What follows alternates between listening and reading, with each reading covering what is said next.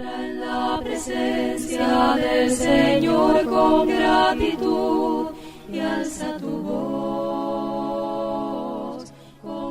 Estamos estudiando acerca del Espíritu Santo y la promesa que Cristo hizo en Juan capítulo 14, versículos 16 al 17.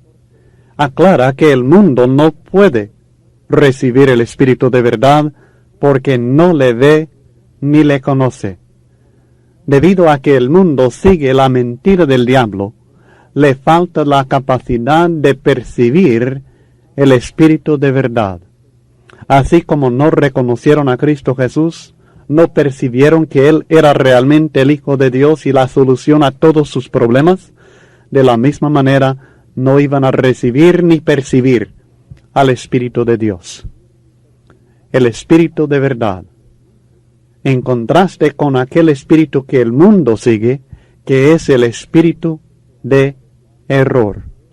Aquellos que no aman la verdad, aquellos que no siguen la verdad, que no la creen, que no la conocen, que no la obedecen, no pueden recibir al Espíritu Santo de Dios. Pero en cuanto a los apóstoles, Cristo les dice claramente, vosotros le conocéis porque mora con vosotros y estará en vosotros. El Espíritu Santo ya estaba presente con ellos, en este sentido estaba a su lado, pero ellos tenían la promesa de Cristo, de una seguridad y confianza mayor aún, porque el Espíritu Santo iba a estar en ellos, no solamente con ellos, sino en ellos. El apóstol Pablo enseña en 1 Corintios 6 y el versículo 19, escribiendo a los cristianos en Corinto, que el Espíritu Santo mora en nosotros, mora en el cuerpo del cristiano, que es el templo del Espíritu Santo. El Espíritu Santo mora en el cristiano y lo hace desde el momento de nuestro bautismo en agua. Esto es lo que Pedro enseñó en Hechos capítulo 2, versículos 38 al 39, al decir que debían arrepentirse y bautizarse para perdón de los pecados, y recibiréis, dice, el don del Espíritu Santo. En Hechos 5:32 la Biblia aclara que Dios ha dado el Espíritu Santo a aquellos que le obedecen. El Espíritu Santo es el don que Dios nos da cuando somos bautizados bíblicamente para perdón de los pecados. Y esta promesa no era solamente para los apóstoles, no era solamente para aquellos en el día de Pentecostés, sino que es para todos aquellos que son llamados por Dios. Hechos 2, 39. Es el sello de la salvación que Dios nos da. Efesios 1, 13 al 14. Es el Espíritu Santo el que Dios envía a nuestro corazón porque somos hijos de Dios. Cada hijo de Dios, cada cristiano, cada uno que ha sido bautizado en el nombre de Cristo Jesús para perdón de los pecados, ha recibido el Espíritu Santo. Los apóstoles, por supuesto, lo recibieron en el día de Pentecostés, conforme a la promesa que Cristo les había dado en Hechos capítulo 1 y aquí en Juan capítulo 14. En Hechos 2:4 la Biblia dice claramente que fueron llenos del Espíritu Santo. Hechos capítulo 2 y el versículo 4. Y fueron todos llenos del Espíritu Santo en cumplimiento de la promesa que Cristo les había dado.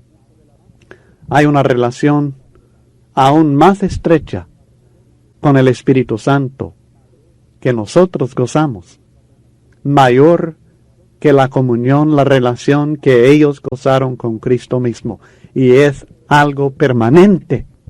En los versículos 16 al 17 de Juan 14, Cristo les aclara, yo me voy, pero viene el Espíritu Santo y Él estará con ustedes para siempre, no por unos cuantos años, sino para siempre. Y además de estar con ustedes, estará en ustedes, compartiendo su vida, hasta sus propios pensamientos conocerá.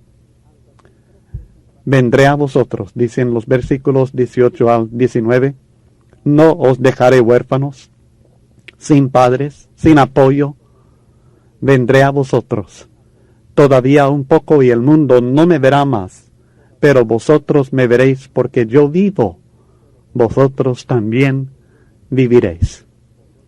Creo que si consideramos el contexto, lo que acabamos de estudiar en los versículos 16 al 17, claramente Cristo está hablando de su venida en la persona del Espíritu Santo.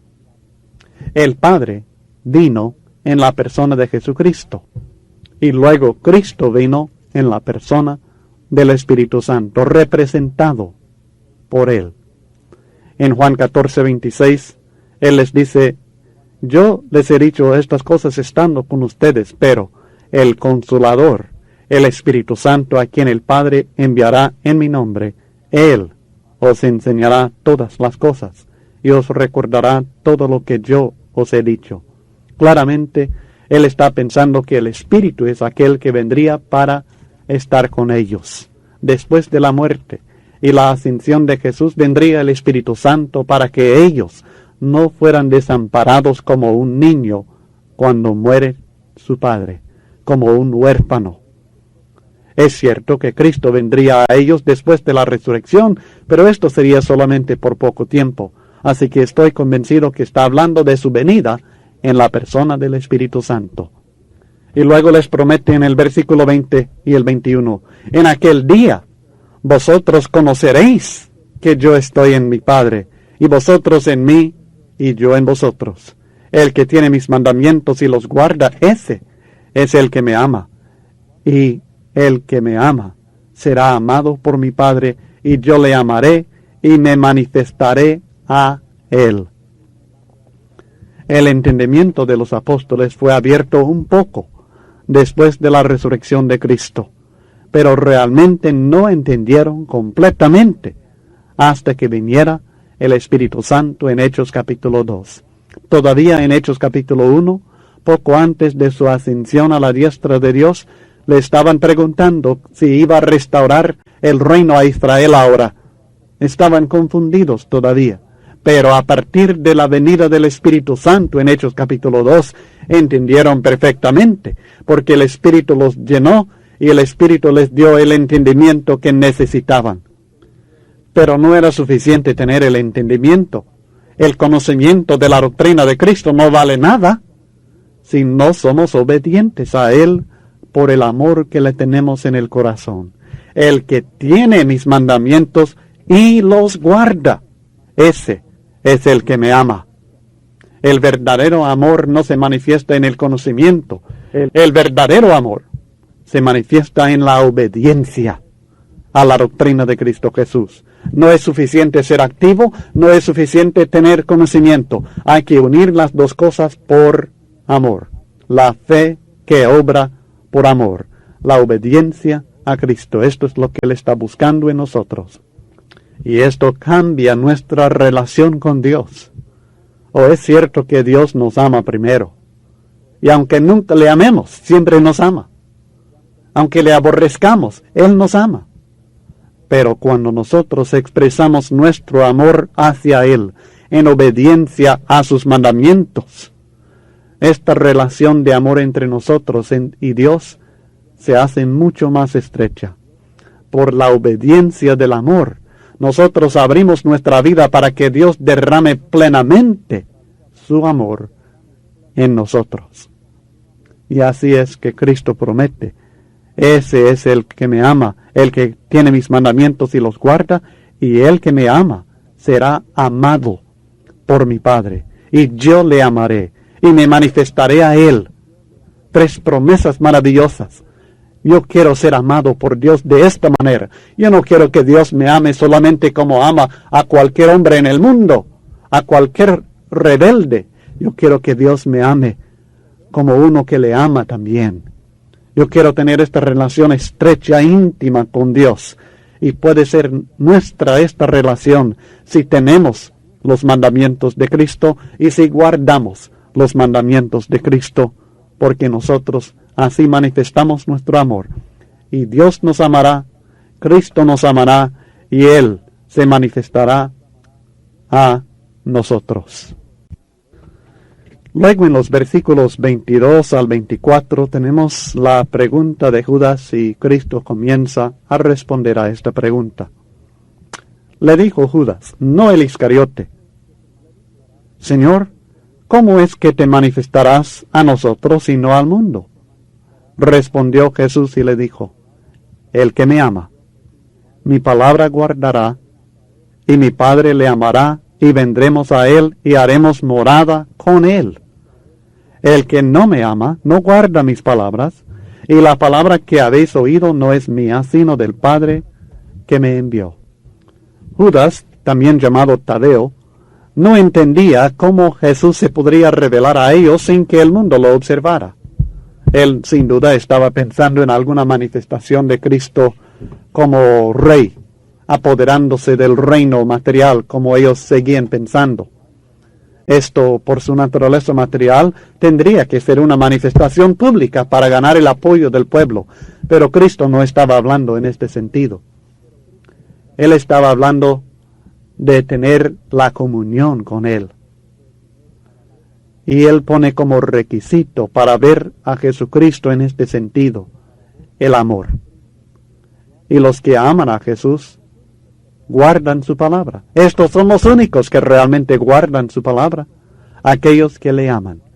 Y el Padre ama solamente a los que guardan su palabra, en el sentido de morar con ellos en la persona del Espíritu Santo. Él está hablando claramente de que Él y el Padre iban a venir a morar con ellos en la persona del Espíritu Santo, como manifestación de su amor. Un amor íntimo, una relación estrecha de tener a Dios morando en uno. Imagínese lo que esto significa. Que nosotros no solamente podemos dirigirnos a Dios, no solamente podemos hablar con Dios, no solamente podemos saber de la voluntad de Dios, sino que Dios vive en aquellos que le aman y que guardan su palabra, en la persona del Espíritu Santo. Y esto se hizo realidad a partir del día de Pentecostés y es realidad hasta el día de hoy. Vemos a Cristo, porque Él mora, vive en nosotros en la persona de su Santo Espíritu. Luego en los versículos 25 al 31, Cristo termina este aspecto del discurso con los discípulos. Os he dicho estas cosas estando con vosotros. Mas el Consolador, el Espíritu Santo, a quien el Padre enviará en mi nombre, Él os enseñará todas las cosas y os recordará todo lo que yo os he dicho. La paz os dejo, mi paz os doy. Yo no os la doy como el mundo la da. No se turbe vuestro corazón ni tenga miedo. Habéis oído que yo os he dicho, voy y vengo a vosotros. Si me amarais, os habríais regocijado, porque he dicho que voy al Padre, porque el Padre mayor es que yo. Y ahora os lo he dicho antes que suceda, para que cuando suceda, creáis. No hablaré ya mucho con vosotros, porque viene el príncipe de este mundo, y él nada tiene en mí. Mas para que el mundo conozca que amo al Padre, y como el Padre me mandó, así hago. Levantaos, vamos de aquí. Estos versículos nos revelan que hay una relación íntima, perfecta, entre las enseñanzas que Cristo mismo había dado cuando estaba en la tierra y su enseñanza de los apóstoles por medio del Espíritu Santo, que iba a consumarse después de su muerte, resurrección y ascensión a la diestra de Dios. El Espíritu Santo tiene dos funciones específicas reveladas en este texto en cuanto a la revelación de la voluntad de Dios. Primeramente, tenía que enseñar todas las cosas, aun aquellas cosas que Jesús no les había revelado. Él os enseñará todas las cosas. Ha de ser evidente de este versículo que todo cuanto Dios deseaba que los hombres conocieran, Él lo reveló ya por medio del Espíritu Santo a los apóstoles. Su segunda función, muy importante, era recordarles a ellos todo cuanto Jesús había dicho. De esta manera, ellos no dependieron de su memoria humana, falible, ni dieron lugar a ningún error en lo que ellos nos han escrito acerca de la vida y las enseñanzas de Cristo Jesús. Sería imposible que el ser humano recordara perfectamente lo que le fue dicho en años cuando ni entendía lo que Cristo estaba enseñando. Así que el Espíritu Santo les recordaba perfectamente de lo que Cristo les había declarado y hecho, y luego les explicó, les reveló una enseñanza que todavía no habían recibido, explicando lo que no entendían todavía y revelándoles lo que no sabían todavía. Así que el Espíritu Santo tiene estas dos funciones muy importantes: la revelación, la inspiración. Y así el Espíritu Santo aseguró la autoridad de la revelación que ellos hablaron, porque Él lo hizo en el nombre de Cristo Jesús, y al mismo tiempo aseguró la claridad de esta revelación. Como decía, muchas enseñanzas que los apóstoles mismos no habían entendido anteriormente, después se hicieron claras para ellos por medio de la inspiración del Espíritu Santo. Es interesante, es importante notar que Cristo se refiere al Espíritu Santo con la frase ¿a quién? Fíjese bien, mas el Consolador, el Espíritu Santo, ¿a quién el Padre enviará en mi nombre? Está hablando de una personalidad viviente. No está hablando de un poder, no está hablando de la verdad, no está hablando de una influencia. Está hablando de una persona que vive. ¿A quién? No a qué. Al cual, a quien el Padre enviará en mi nombre. Así que claramente tenemos en este versículo las tres personalidades de la deidad: el Padre, Jesucristo y el Espíritu Santo, una personalidad que vive, parte de la deidad, no solamente un poder, no solamente la verdad de Dios. Luego en el versículo 27 tenemos la maravillosa promesa de la paz de Cristo Jesús.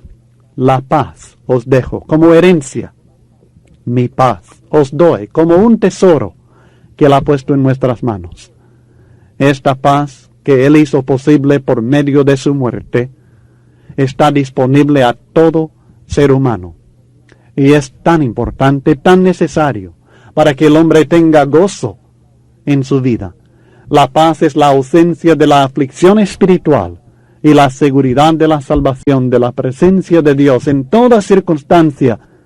Y esta confianza, esta seguridad que Dios estará con nosotros en todo momento, nos da plena confianza, nos da paz.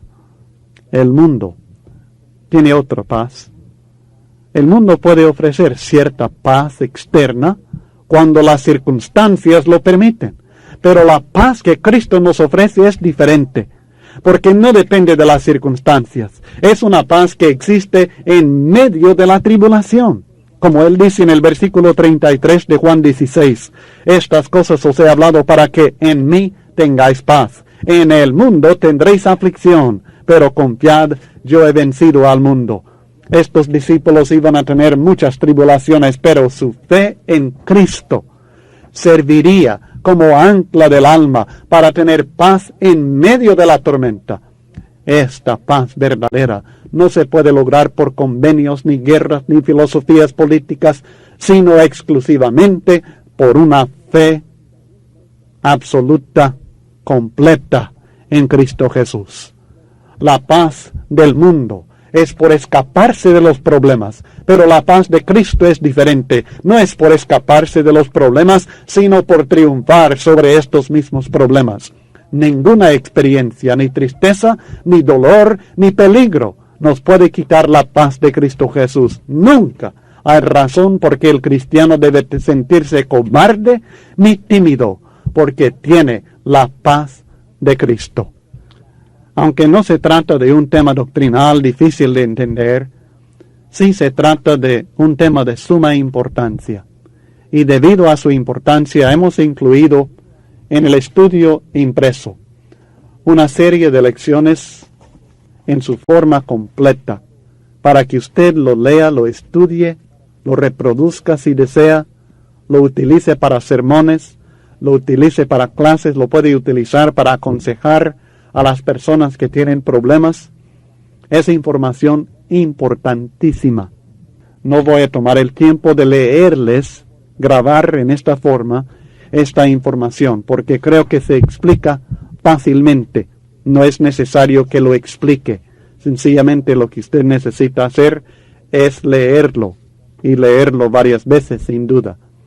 Creo que encontrará información devocional de mucha importancia, de mucho valor para cada uno de nosotros y también para los hermanos y aún nuestros amigos que están en aflicción y que necesitan saber que en Cristo Jesús encontramos una paz diferente de la paz del mundo. La promesa de Cristo es maravillosa, que nosotros podemos gozar de la paz de Cristo por el resto de nuestra vida, venga lo que venga, cuando nosotros estamos en Él y seguimos a Cristo con la confianza que Él está con nosotros y está con nosotros siempre. Así que le animo a estudiar, a utilizar, a enseñar esta información a sus hermanos. Pero nosotros vamos a proceder con nuestro estudio del texto en el versículo 28 de Juan capítulo 14.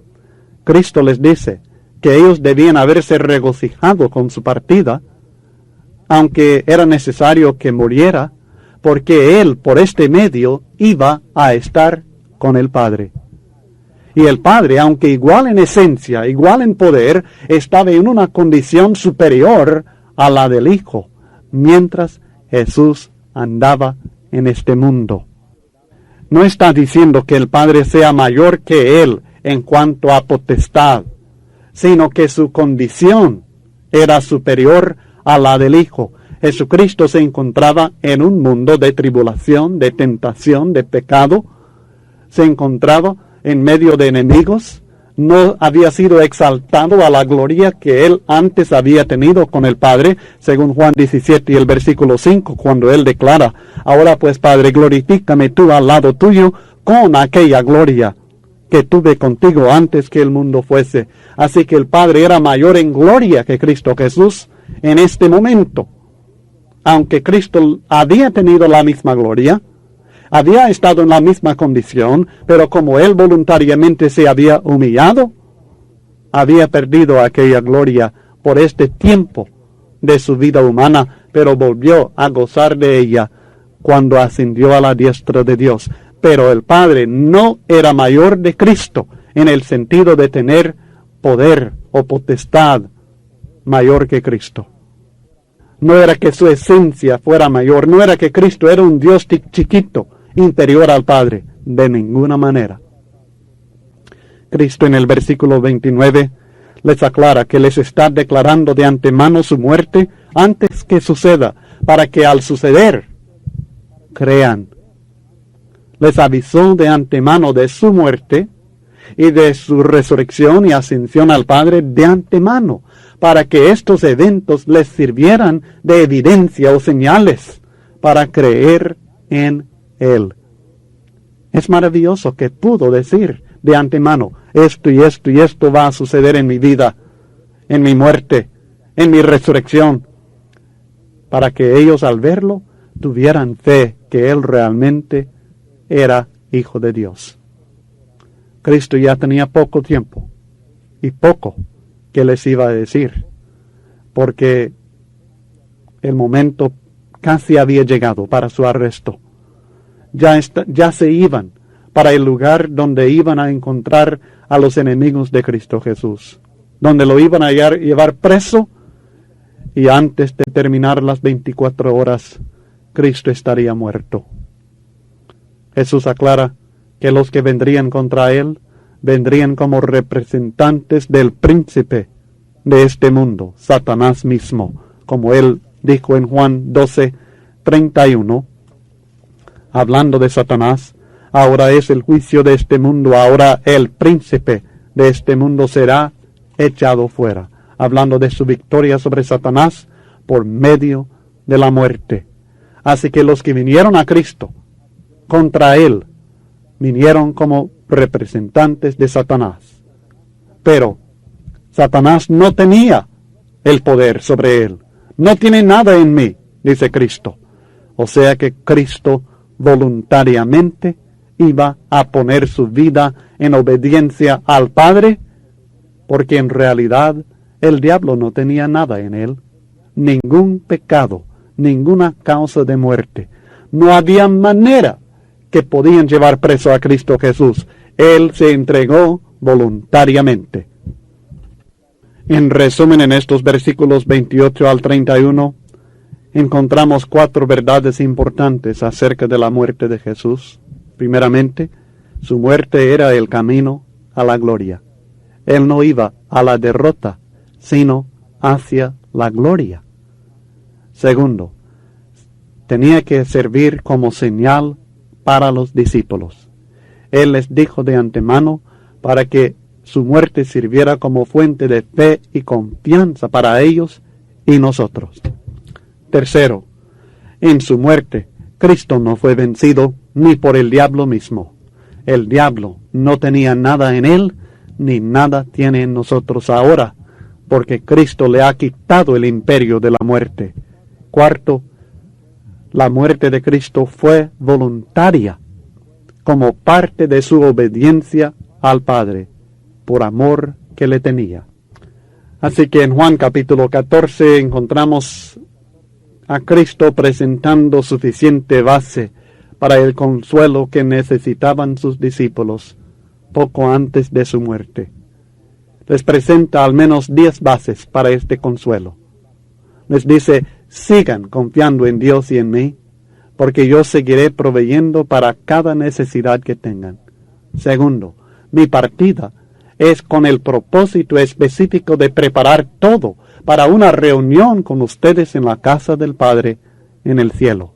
Tercero, voy a volver para llevarlos conmigo a estar cara a cara conmigo para siempre. Cuarto, aunque estaré ausente en cuerpo, siempre seré su camino para llegar al Padre.